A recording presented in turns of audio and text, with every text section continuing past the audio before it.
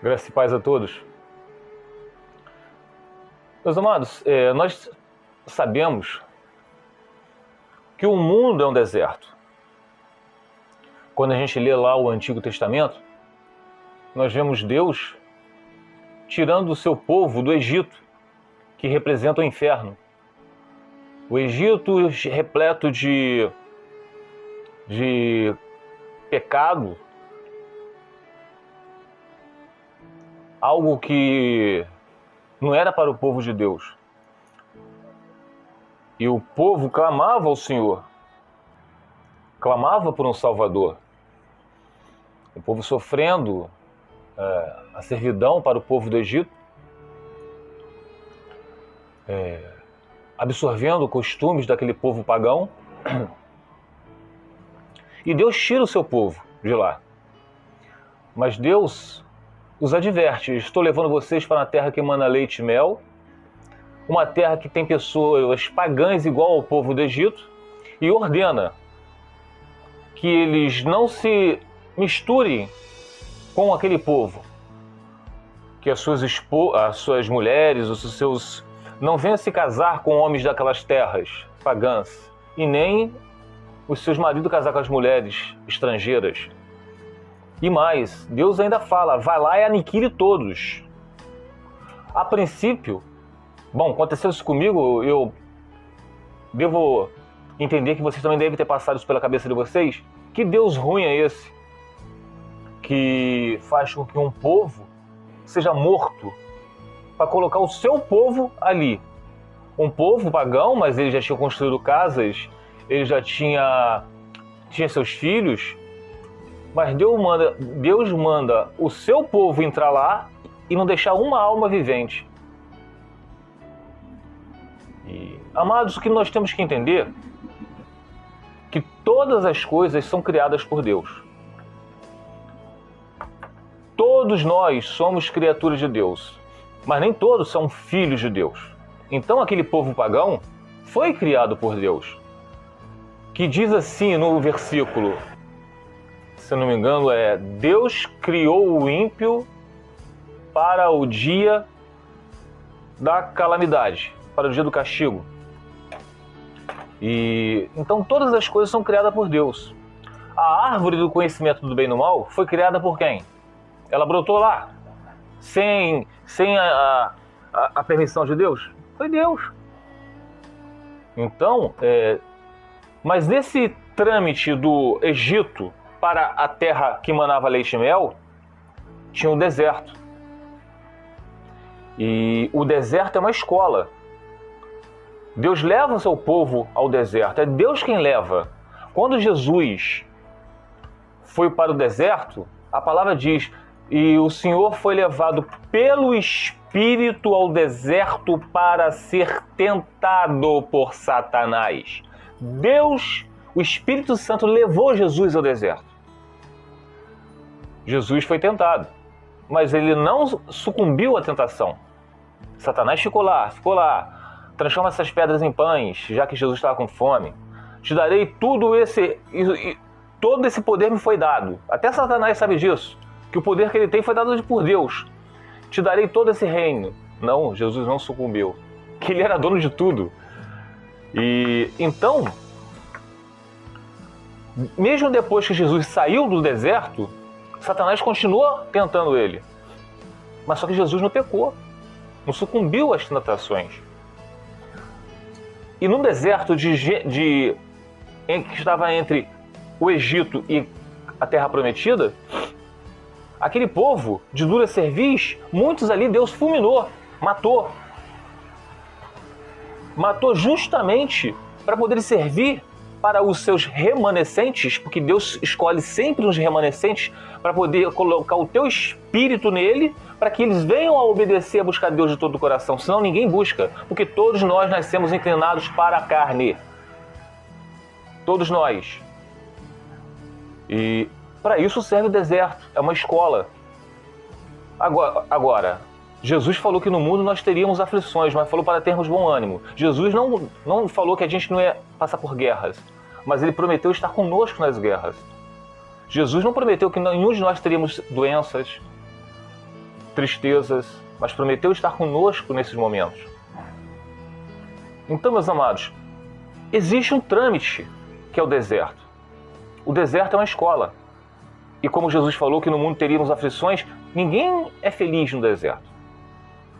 Passa por tristezas. E eu sei que no canal Prisioneiros em Cristo existem pessoas que falam para mim: "Olha, estou tão triste".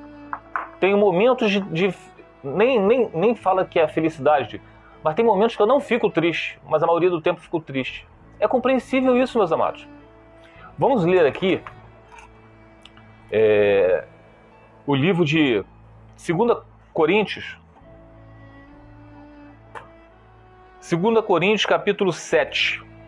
Fala sobre a alegria de Paulo. É 2 Coríntios, tá? Capítulo 7. Alegria de Paulo.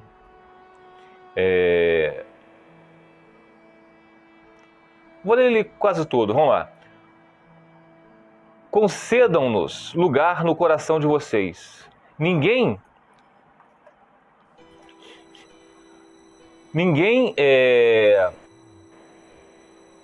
A ninguém prejudicamos. Paulo está falando, não prejudicamos ninguém.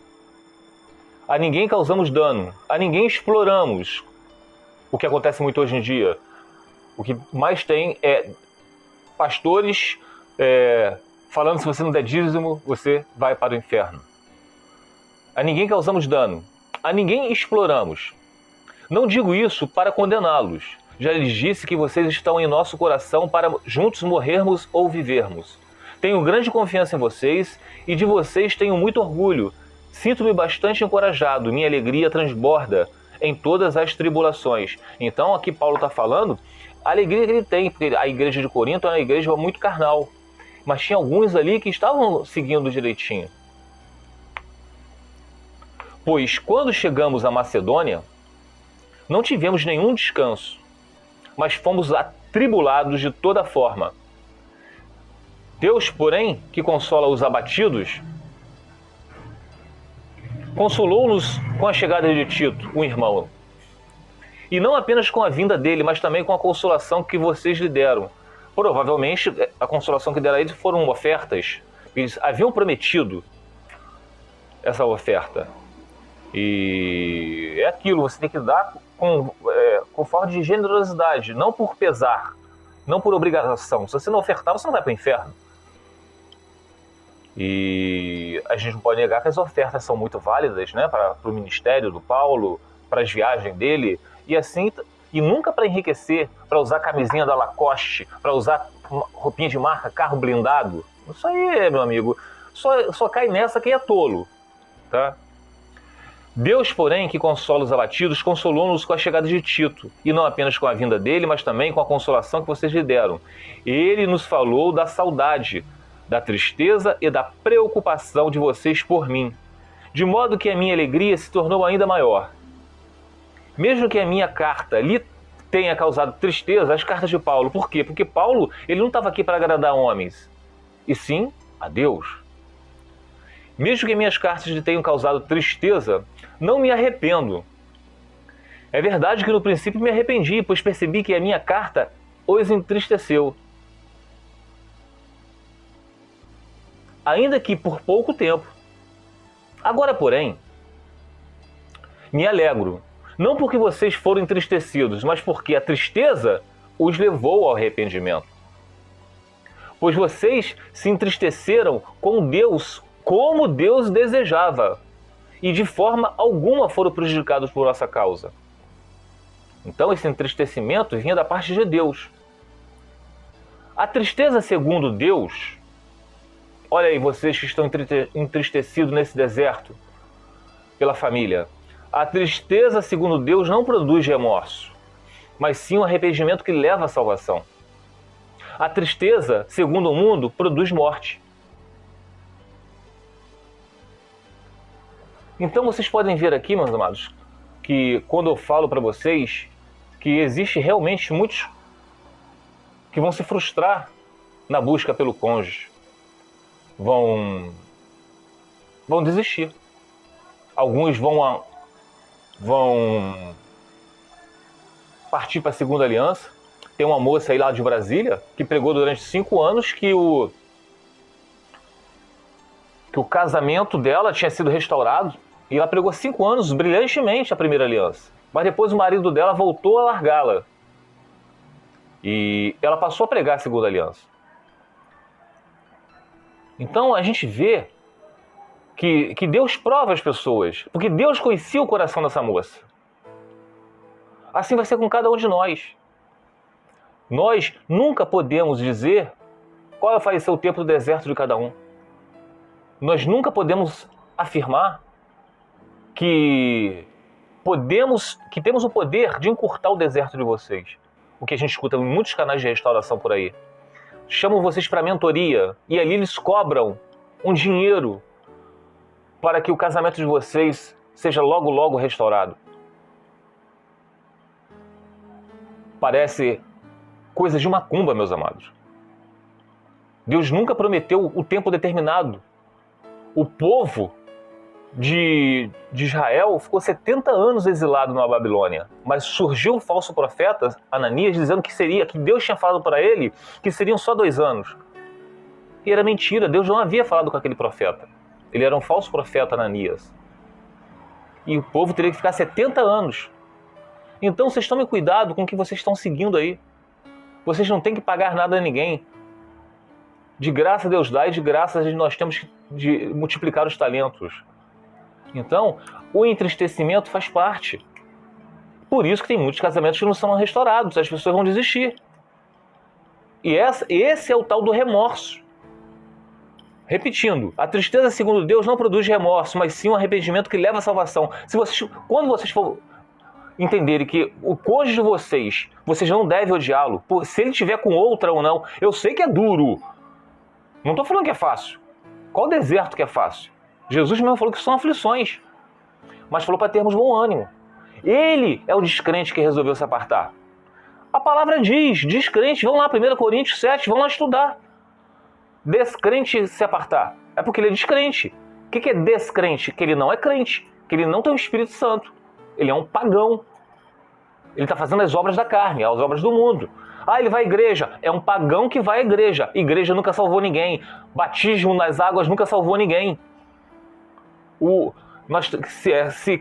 Se com a boca confessares que Jesus Cristo é o Senhor e no coração crer, serás salvo.